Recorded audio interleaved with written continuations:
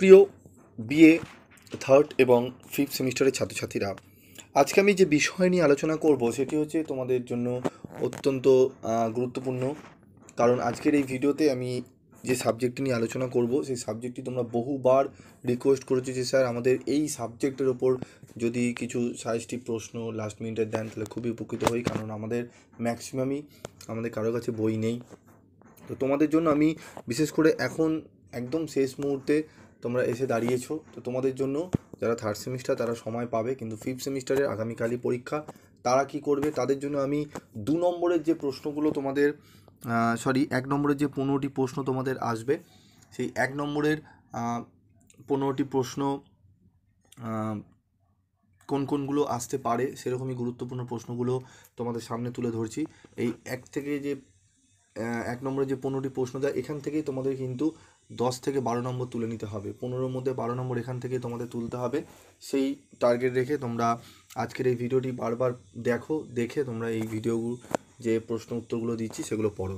যদি তোমাদের কোনো বড় প্রশ্নের উত্তর দরকার পড়ে তোমরা একদম বড় প্রশ্নটা কমেন্ট বক্সে লিখে জানাও, আমি চেষ্টা করব তারও উত্তর তোমাদের জন্য আজকে রাত জেগে করে দেওয়ার।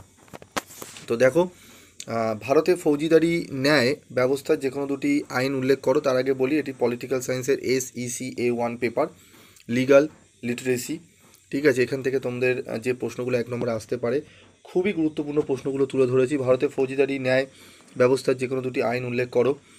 FIR এর পুরো রূপ কী? First information report. ভারতীয় দণ্ডবিধির কোন ধারা অনুসারে মিথ্যা FIR দণ্ডনীয় অপরাধ? ভারতীয় দণ্ডবিধির IPC সেকশন 203 ধারা অনুসারে মিথ্যা FIR দণ্ডনীয় অপরাধ। পারিবারিক হিংসা আইন কোন সালে প্রণীত হয়? 2005। গ্রেপ্তার হওয়া ব্যক্তির একটি অধিকার উল্লেখ করো। গ্রেপ্তারের কারণ জানার অধিকার। হাতকড়া পরানোর ব্যাপারে ভারতের সুপ্রিম কোর্টের কী নির্দেশ আছে?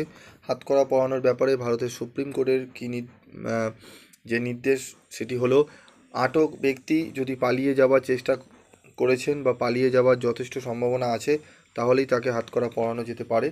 এক্ষেত্রে পুলিশ অফিসারকে কারণ লিখে রাখতে হবে। প্রমাণ কত ধরনের হয়?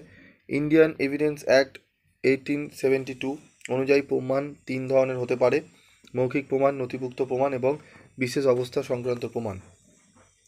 কত সালে ভারতের রাষ্ট্রপতি ফৌজদারি সংশোধনী আইন স্বাক্ষর করেন? 2019 সালে। ভারতের ফৌজদারি ন্যায় ব্যবস্থায় উল্লেখিত যে কোনো একটি আইনের উল্লেখ করো। ঠিক আছে, তোমরা দেখে নাও উত্তরটি। জামিন কি? জামিন হলো একটি কোর্ট নির্ধারিত নির্দিষ্ট পরিমাণ অর্থের বিনিময় অভিযুক্তকে সাময়িকভাবে হেফাজত থেকে মুক্তি দেওয়া। কোন পরিস্থিতিতে জামিন নাকচ হতে পারে তার একটি উদাহরণ দাও। জামিন পাওয়া অবস্থায় তদন্তের বিঘ্ন ঘটালে জামিন নাকচ হতে পারে। IPCর পুরো রূপ কি? Indian penal code. রাষ্ট্রের বিরুদ্ধে একটি অপরাধের উল্লেখ করো। রাষ্ট্রের বিরুদ্ধে একটি অপরাধ হলো সরকারি সম্পত্তি ধ্বংস করা। ভারতের ব্যক্তিগত আইন সম্পর্কিত একটি বিষয় উল্লেখ করো। Hindu special marriage act 155। বিশেষ বিবাহ আইনটি কি? বিশেষ বিবাহ আইন হলো 1954 সালে প্রণীত ভারত সরকারের একটি আইন। এখানে পাত্রপাত্রীর উভয় পক্ষের ধর্ম বা বিশ্বাস যাই হোক না কেন এই আইনের দ্বারা বিবাহ করলে সেগুলি কোনো বাধা হয় না। ইন্ডিয়ান ডিভোর্স অ্যাক্ট 1872 অনুসারে আইনত বিবাহ বিচ্ছেদের দুটি কারণ উল্লেখ করো। ইন্ডিয়ান ডিভোর্স অ্যাক্ট 1872 অনুসারে আইনত বিবাহ বিচ্ছেদের দুটি কারণ হলো মানসিক ব্যাধি এবং ব্যভিচার। 1986 সালে উপভোক্তা সুরক্ষা আইনে প্রদত্ত একটি অধিকারের উল্লেখ করো। জীবন ও স্বাস্থ্যের পক্ষে ক্ষতিকর বস্তুর বিপণনের বিরুদ্ধে নিরাপত্তার অধিকার। হিন্দু ব্যক্তিগত আইনের একটি ধারা উল্লেখ করো। Hindu special marriage act. পণ প্রথা নিরোধক আইনের মূল লক্ষ্য কী? মহিলাদের প্রতি নির্যাতন ও পারিবারিক নির্যাতন তথা গৃহস্থ হিংসা বন্ধ করা। সাইবার অপরাধ থেকে সুরক্ষিত থাকার একটি উপায় উল্লেখ করো। অযাচিত কোনো মেসেজে সাড়া না দেওয়া। তথ্যের অধিকারের আইনটি কেন তৈরি করা হয়? সরকার কিভাবে চলছে, কিভাবে পরিষেবা দিচ্ছে সেই তথ্য জানা নাগরিকের প্রয়োজন, ফলে সরকারি কাজে স্বচ্ছতা ও দায়বদ্ধতা আনার জন্য তথ্যের অধিকারের আইনটি তৈরি করা হয়। সাইবার আইনের যে কোনো একটি উদ্দেশ্য উল্লেখ করো। সাইবার আইনের একটি উদ্দেশ্য হলো বৈদ্যুতিক তথ্য সুরক্ষিত রাখা। TADA এর সম্পূর্ণ রূপটি কি?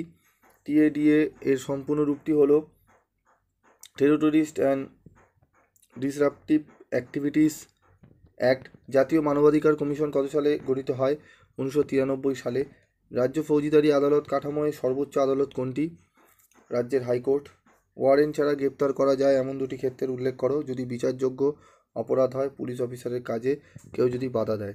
এফআইআর কার কাছে দাখিল করতে হয়? অফিসার ইনচার্জের কাছে এফআইআর দাখিল করতে হয়, থানার বড়বাবু বা অফিসার ইনচার্জ। ঠিক আছে, তো এই প্রশ্নগুলো একটু ভালো করে তোমরা দেখো, তোমরা এগুলো একটু আজকের মধ্যে রাত জেগে একটুখানি ভালো করে এগুলো একটু দেখে নাও। ভিডিওটি 2-3 বার দেখলেই তোমরা আশা করি এই যে প্রশ্নগুলো দিলাম এর উত্তরগুলো তোমরা অনায়াসে করে নিতে পারবে। আমি পরবর্তী ভিডিওতে চেষ্টা করছি আরও কিছু নোটস তোমাদের টাইপ করে আমি দেওয়ার।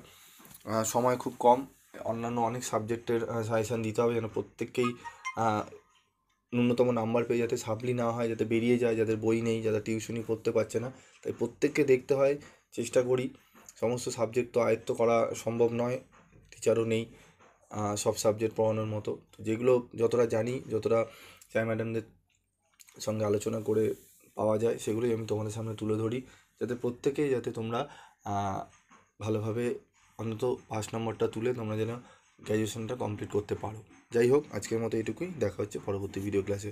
সকলে ভালো থেকো, সুস্থ থেকো এবং খুব ভালোভাবে মনোযোগ সহকারে ভালো করে পরীক্ষা দেবে। এবং যদি পরীক্ষায় প্রশ্নপত্রগুলো তোমরা পারো, একটু পিবি স্টাডি ক্লাসে অবশ্যই পিডিএফ করে পাঠিয়ে দেবে। আজকের মতো এটুকুই, টাটা।